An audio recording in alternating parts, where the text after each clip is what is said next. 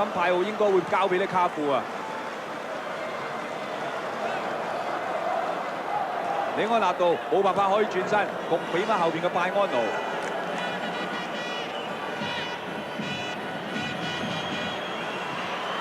好啦，朗奴到第一次掂波，俾個直線好靚啊！單刀波，白必道入禁區射嘅地方入波，好波，好嘢！呢個波冇話朗拿度真係好，好靚啊！呢個波俾直線好靚啊！咁但係咧當時咧其實邊線嗰陣時咧有巴西嘅球員咧係喺越位嘅位置，不過佢係倒轉走翻轉頭。咁啊，我見到丹麥嗰隻球員就舉緊手㗎。嗱，我哋睇慢鏡頭咧就可以咧比較清楚啲。咁啊，剛才我哋現場睇咧，亦都睇到嗰個 point 出嚟啊！好啦，1比1啦，追成平手。咁啊，入波嘅時間係10分鐘啊！上半場嘅10分鐘，哇！呢個係白必圖啊！你睇下，朗拿度咬腰俾個波幾靚，空晒啊，扯空晒。跟住咧，白必圖推住個波擔住對方嘅防守球員，然後咧攞中個角度，哇！中柱啊！測柱入啊！你話再攞盡啲咧，咁啊彈柱出翻嚟，咁啊陰功啊！呢個波射得靚啊！嚇！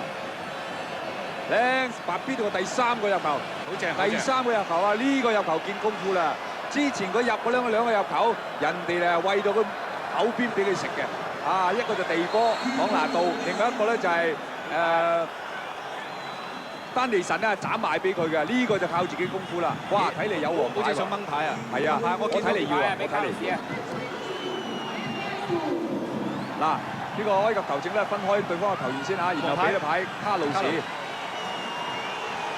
嗱，講翻個黃牌咧，巴西入邊咧就卡庫同埋咧係李安納度咧喺之前嘅賽事已經累積咗黃牌㗎啦。咁呢個當然係16強開始呢個階段啦，係俾㗎啦嚇，攞到㗎啦。